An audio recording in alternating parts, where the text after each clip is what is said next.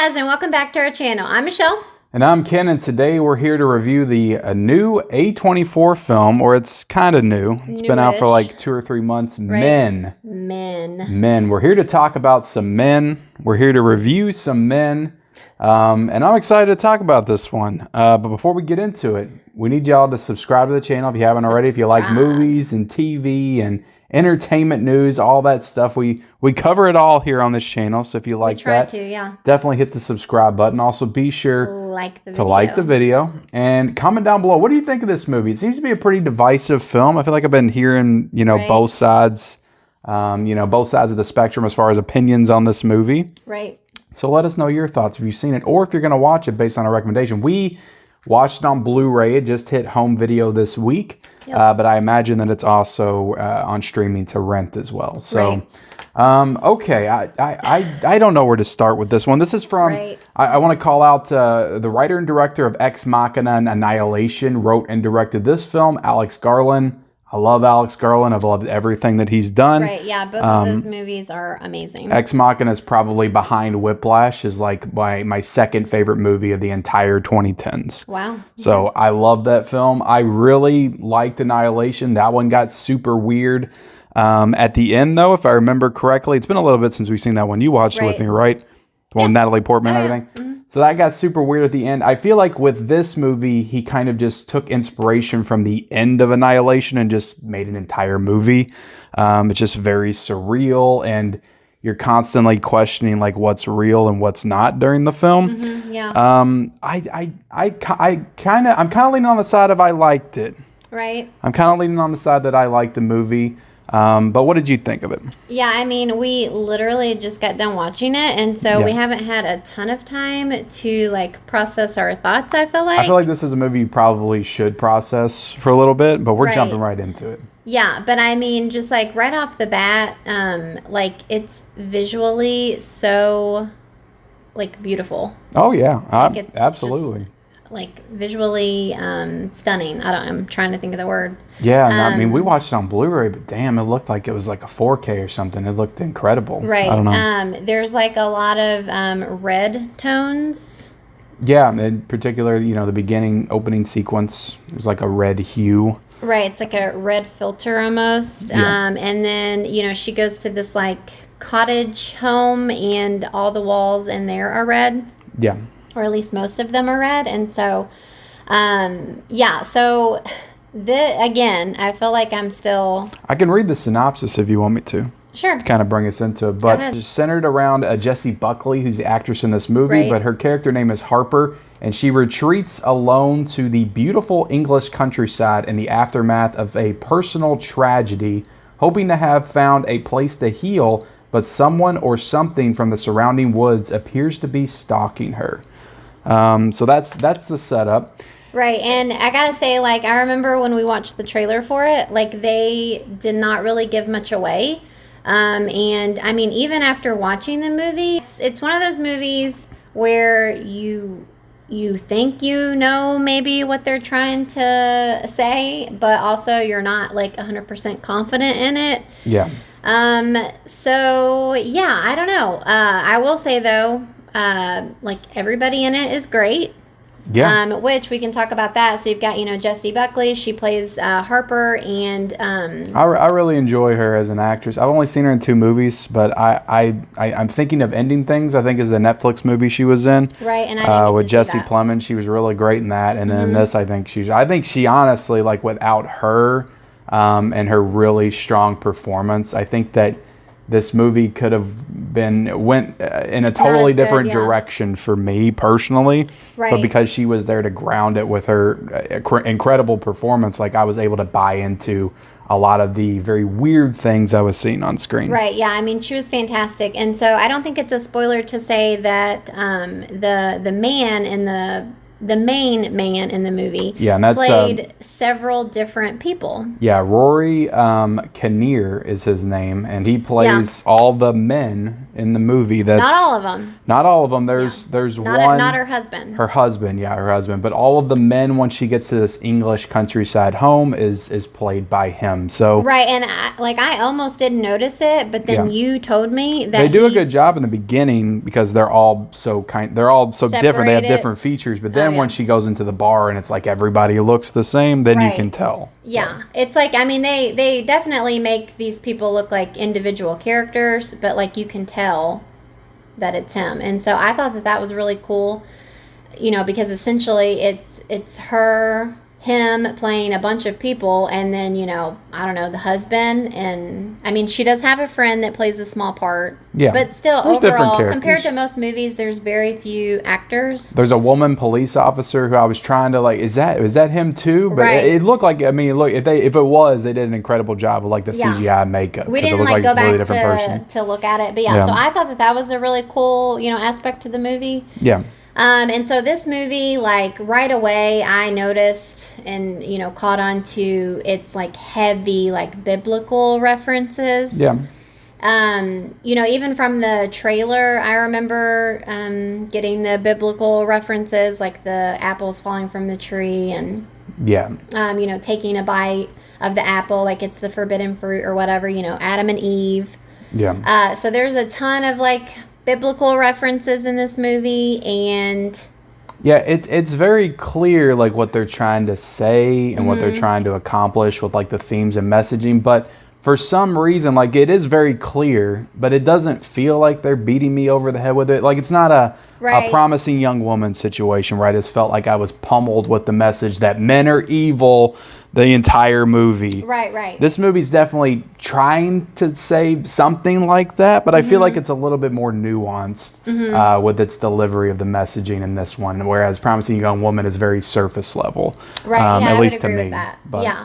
And I mean, it's got, like we talked about her, amazing performance already, but there are some, like between her and her husband, there are some truly like very heart-wrenching. Yeah, some very, very hard to watch scenes that feel extremely personal, and you're like a fly on the wall just watching this. Very like I don't want to be here in this room with these people right now having this conversation, but just very real, raw moments between her and her husband. And that definitely plays like a, what happens between them definitely is like, the main part of, like it translates through the whole movie. Yeah, it comes back full circle. Yeah, it's definitely like it matters to the story, and it's not just kind of like a side thing. Like it actually, matters.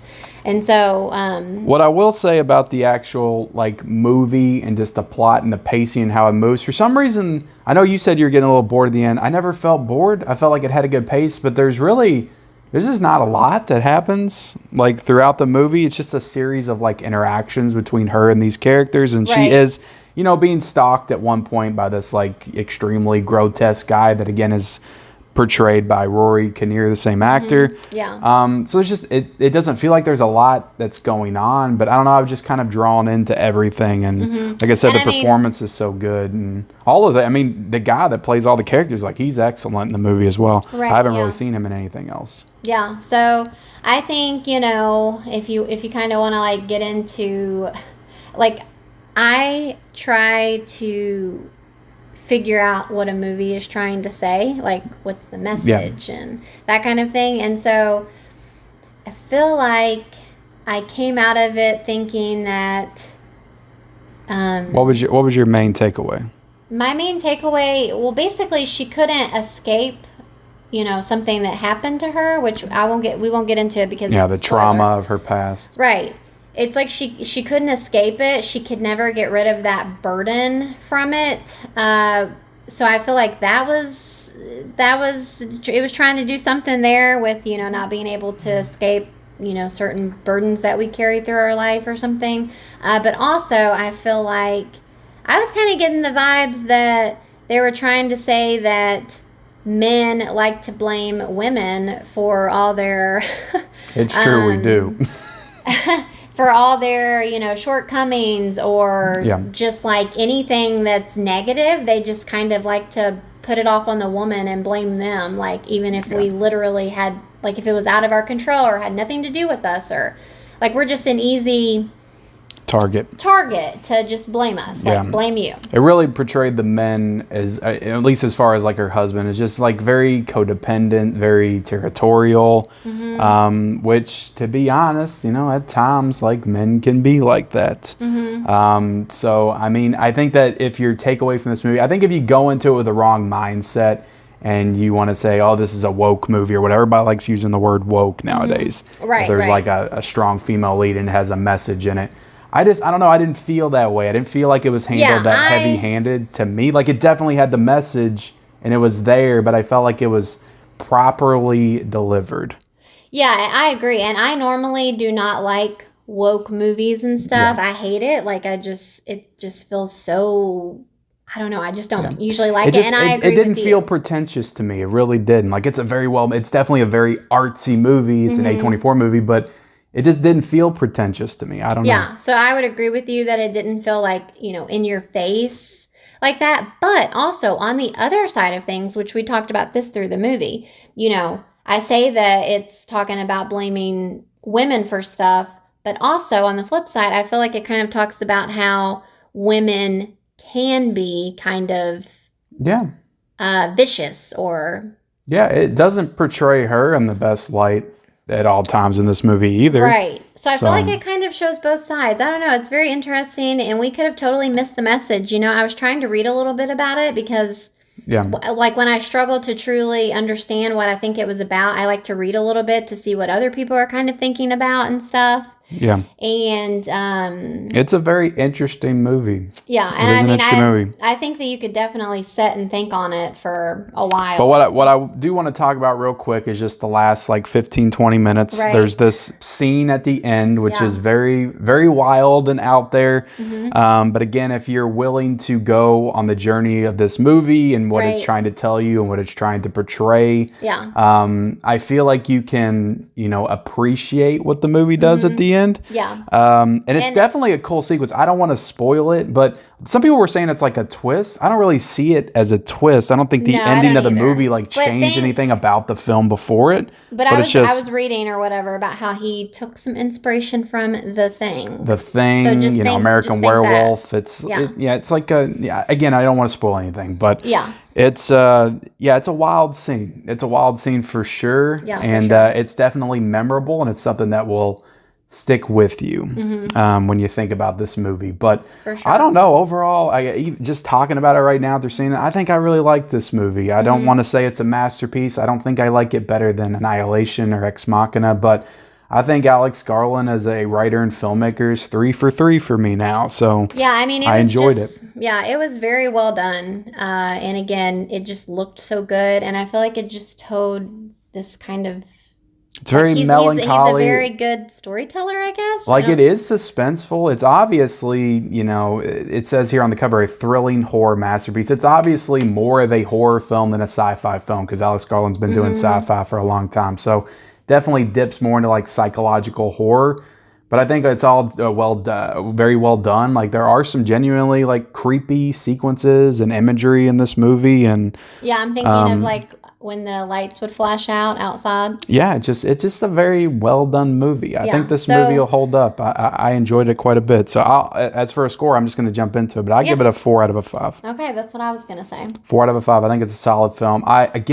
It's not going to be a movie for everybody. I don't know if I can recommend this to anybody, but if what we were talking about and what we were trying to get across as far as how we interpreted it sounds interesting to you, then I would say check it out. But that is our review of Men. Definitely comment down below your thoughts and like this video. Subscribe to our channel if you haven't already. Turn on the bell notifications and follow us on our Instagram account. That link is down below. We'll see you guys later. Bye, guys.